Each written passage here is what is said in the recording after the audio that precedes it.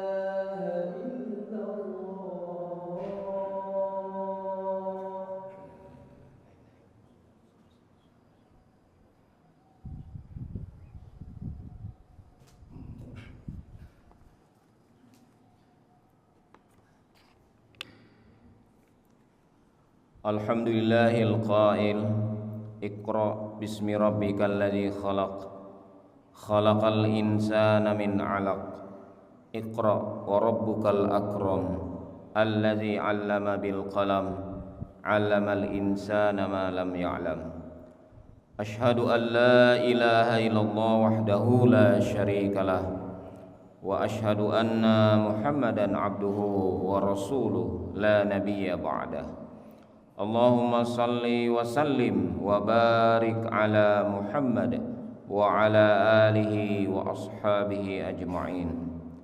Amma ba'du, faya ibadallah, usikum wa iyaya nafsi bitaqwallah, faqad fazal muttaqun. Qala Allah Ta'ala fi kitabihil karim, a'udzu billahi minasy syaithanir rajim. Bismillahirrahmanirrahim. Ya ayyuhalladzina amanu taqullaha haqqa tuqatih wa la tamutunna illa wa antum muslimun. Shadaqallahul azim. Ma'asyiral muslimin, jamaah Jumat yang dirahmati Allah, marilah kita senantiasa bersyukur kehadirat Allah Subhanahu wa taala atas anugerah nikmat yang tak terhingga yang diberikannya kepada kita, terutama nikmat iman dan Islam serta nikmat sehat wal afiah, sehingga kita bisa melaksanakan sholat Jum'ah yang insya Allah penuh barokah ini. Dan salah satu nikmat besar yang diberikan Allah Subhanahu wa taala kepada kita pada hari ini adalah umur yang panjang, sehingga bertemu dengan tahun baru Masehi, yaitu tahun 2025. Semoga waktu demi waktu selalu kita isi dengan ibadah dan amal-amal kebaikan, amal-amal soleh. Amin ya rabbal alamin. Salawat dan salam senantiasa kita curahkan kepada junjungan kita Nabi besar Muhammad sallallahu alaihi wasallam. Melalui beliaulah kita mengenal Islam dan mengikuti petunjuk-petunjuk kebenaran dalam mengarungi kehidupan ini. Marilah kita selalu meningkatkan iman dan takwa kita kepada Allah Subhanahu wa taala dengan cara menjalankan secara konsisten perintah-perintahnya dan meninggalkan larangan-larangannya. Allah Subhanahu wa taala berfirman, A'udzu billahi minasyaitonir rajim. Bismillahirrahmanirrahim. Wa may yuti'illaha wa rasulahu wa yakhshallaha wa yattaqhi faulaika humul faizun. Barang siapa yang mentaati Allah dan Rasulnya dan takut kepada Allah dan bertakwa kepadanya, maka mereka itulah orang-orang yang beruntung, orang-orang yang menang. Al-Quran Surah An-Nur ayat 52. Hadirin jamaah Jumat yang dimuliakan Allah, seorang ulama besar, cendekiawan Muslim, Dr. Yusuf Qaradawi, dalam kitabnya yang berjudul Tarikhuna Al-Muftara Alaih, atau meluruskan sejarah Islam atau distorsi sejarah Islam, beliau mengatakan bahwa akal dan wahyu adalah dua alat petunjuk untuk mencapai kebenaran. Kemudian Ar-Raghib Al-Asfahani dalam kitabnya berjudul Az-Zari'ah ila Makarimis Syari'ah mengatakan bahwa Allah Subhanahu wa taala mengutus kepada manusia dengan dua utusan. Utusan yang pertama adalah akal, dan utusan yang kedua adalah nabi atau rasul.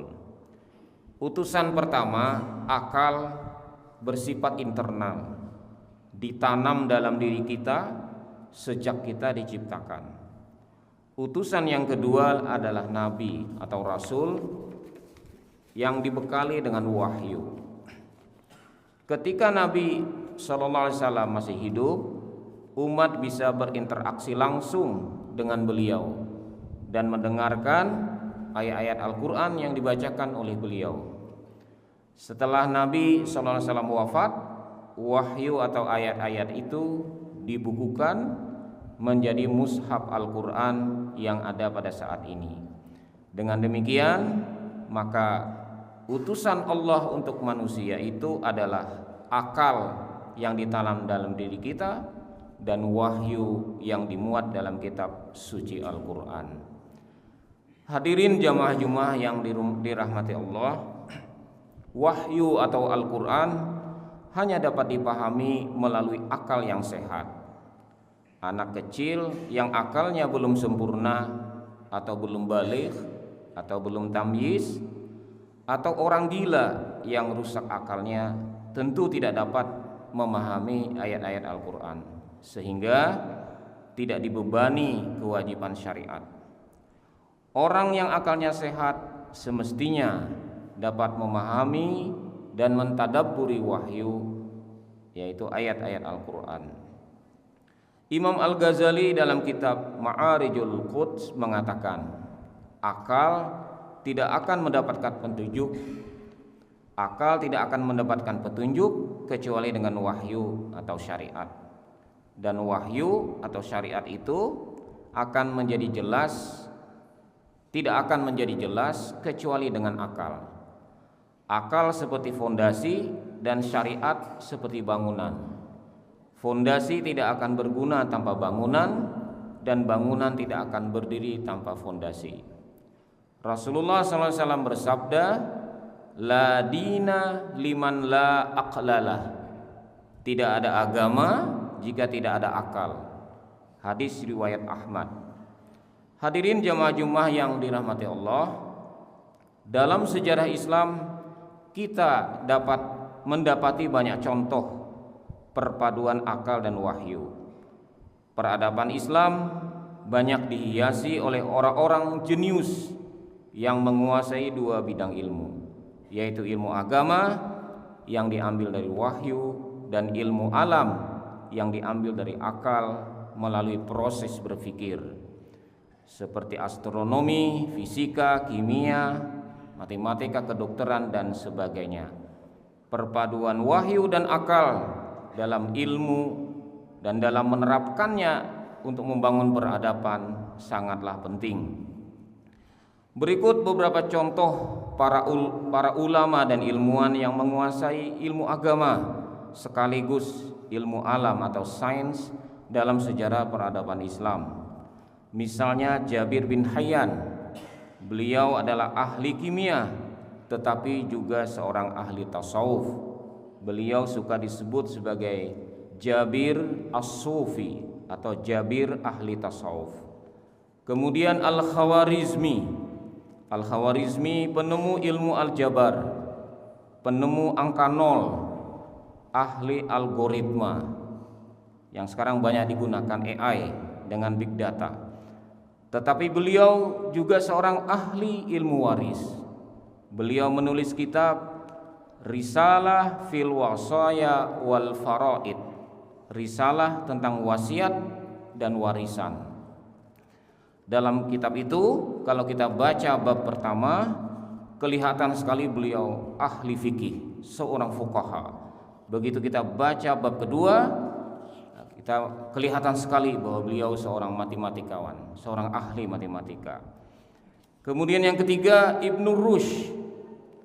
Ibnu Rushd adalah penulis buku Al-Kulliyat, yaitu buku bidang kedokteran yang dipelajari oleh bangsa Eropa selama berabad-abad. Beliau juga ahli fikih, penulis kitab Bidayatul Mujtahid wa Nihayatul Muqtasid, kitab fikih yang isinya adalah komparasi perbandingan antar mazhab. Beliau adalah orang terbesar yang menulis tentang perbandingan mazhab. Selain itu Ibnu Rushd juga dikenal sebagai seorang hakim yang bermazhab Maliki. Kemudian berikutnya Al-Fakhrur Razi. Beliau adalah penulis tafsir Al-Kabir, juga penulis beberapa karya populer dalam bidang usuluddin dan usul fikih. Selain seorang ahli fikih bermazhab Syafi'i dan ahli kalam bermazhab Asy'ari, beliau juga adalah seorang dokter yang terkenal di zamannya. Sehingga orang yang menulis biografi tentang diri beliau berkata, kepopulerannya dalam ilmu kedokteran tidak kalah dengan kepopulerannya dalam ilmu agama. Berikutnya Ibnu An-Nafis, penemu aliran darah kecil, lepuh paru-paru, dan penemu pembuluh darah koroner. Beliau juga adalah seorang ahli fikih bermazhab Syafi'i. Hadirin jamaah Jumat yang dirahmati Allah, peradaban Islam sangat maju pada masa Bani Umayyah di Andalusia dan masa Abbasiyah di Baghdad. Dibangun berdasarkan kekuatan akal dan dibimbing oleh wahyu. Dimensi ketuhanan dalam peradaban Islam sangat kuat. Hal itu disebabkan karena peradaban dibangun, ditata, dibentuk berdasarkan akal dan wahyu. Ada dua hal yang mendasar yang Allah perintahkan dalam wahyu pertama, yaitu surah Al-Alaq ayat 1 dan 2. Iqra, yang pertama yang mendasar adalah Iqra, bacalah. Yang kedua adalah Iqra bismi rabbikal ladzi khalaq, bacalah dengan menyebut nama Tuhanmu yang Maha Menciptakan. Ini menandakan betapa kuatnya dimensi ketuhanan dalam membangun setiap peradaban. Dalam Al-Quran banyak contoh bagaimana peradaban dibangun berdasarkan dimensi ketuhanan yang sangat kuat yang dilakukan oleh para nabi dan rasul. Misalnya Nabi Nuh alaihissalam ketika membuat perahu, dia berkata kepada orang-orang yang beriman, "Naiklah kamu sekalian ke dalamnya dengan menyebut nama Allah di waktu berlayar dan berlabuh. Sesungguhnya Tuhanku benar-benar Maha Pengampun dan Maha Penyayang." Quran surah Hud ayat 41. Ketika menulis surat kepada Ratu Saba, Nabi Sulaiman juga memulai dengan kata Bismillahirrahmanirrahim. "Janganlah kamu sekalian berlaku sombong terhadapku dan datanglah kepadaku sebagai orang-orang yang berserah diri." Quran surah An-Naml ayat 30 dan 31. Nabi Muhammad SAW juga demikian ketika mengirim surat dakwah kepada para kepala suku dan raja-raja yang ada pada saat itu, juga diawali dengan menyebut nama Allah, Bismillahirrahmanirrahim. Atas nama Allah, tujuannya hanya karena Allah, lillahi ta'ala. Hadirin yang dimuliakan Allah, bagaimana dengan peradaban yang dibangun pada saat ini? Apakah dibangun berdasarkan dimensi ketuhanan yang kuat? Apakah tujuan pembangunan bangsa kita hari ini dilakukan dengan tujuan lillah dan atas tujuan-tujuan mulia yang diridai Allah SWT? Silahkan kita jawab masing-masing. Tentu sudah banyak sisi kebaikan-kebaikannya dan tentu juga masih banyak yang perlu diluruskan atau dikoreksi berdasarkan tuntunan wahyu dan akal yang sehat.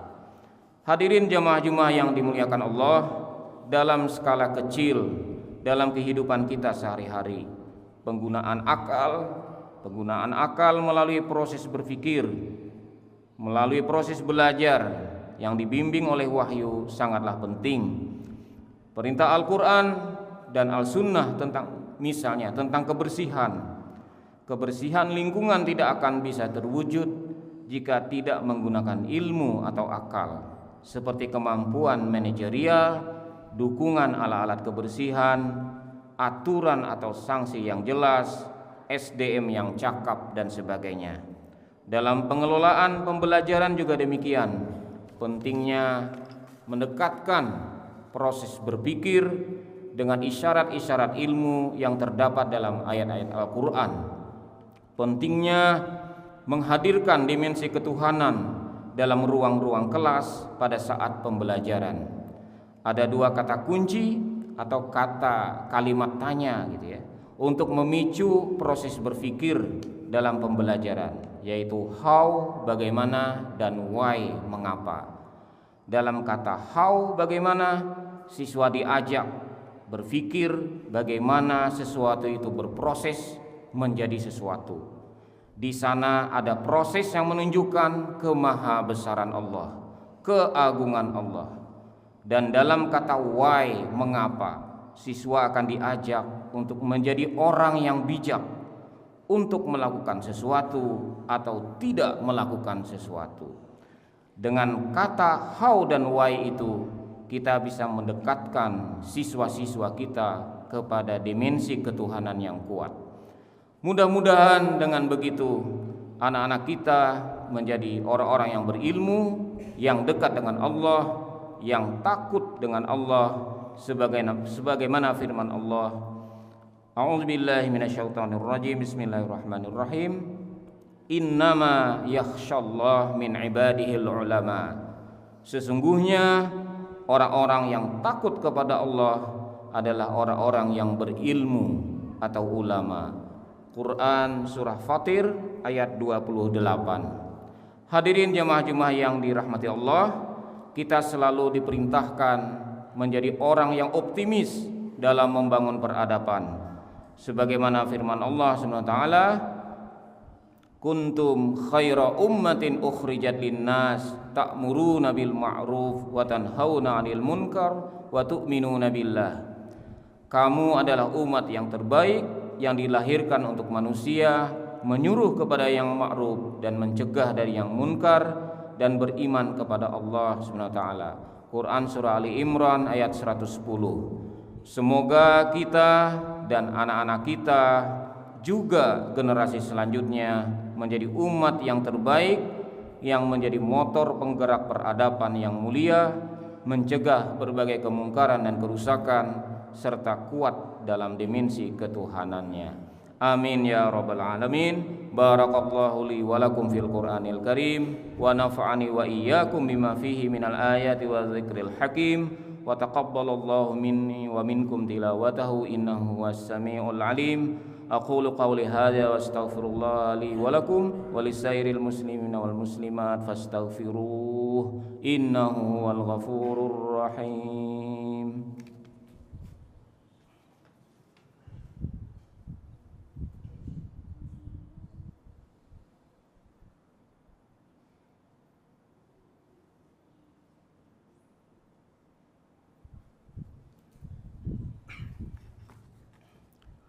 Alhamdulillah khalaqas samawati wal arda wa ma bainahuma fi sittati ayyam thumma istawa 'alal 'arsy. Asyhadu an la ilaha illallah wahdahu la syarikalah wa asyhadu anna Muhammadan 'abduhu wa rasuluh la nabiyya ba'dah. Allahumma salli wa sallim ala Muhammad wa ala ali Muhammad wa ala alihi wa ashabi ajma'in, amma ba'du. Faya ayyuhal mu'minun ittaqullaha haqqa tuqatih wa la tamutunna illa wa antum muslimun. Qala Allah subhanahu wa ta'ala fi kitabihil karim. A'udzu billahi minasyaitonir rajim. Bismillahirrahmanirrahim.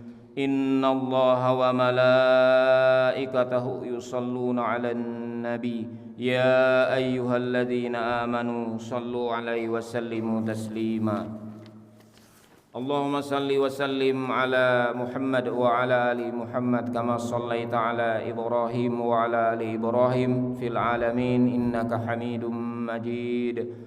Allahumma ighfir lil muslimina wal muslimat wal mu'minina wal mu'minat al ahya'i minhum wal amwat innaka sami'un qaribun mujibu da'wat faya qadiyal hajat. Allahumma anfa'na bima 'allamtana wa 'allimna ma yanfa'una warzuqna 'uluman tanfa'una fid dini wad dunya wal akhirah. Rabbana atina fid dunya hasanah wa fil akhirati hasanah wa qina 'adzaban nar. Ibadallah, innallaha ya'muru bil 'adli wal ihsan wa ita'il qurba wa yanha 'anil fahsya'i wal munkari wal baghi ya'izukum la'allakum tadhakkarun wazkurullahal 'azim yazkurkum wad'uhu yastajib lakum wa ladzikrullahi akbar. Aqimis shalah. Allahu akbar.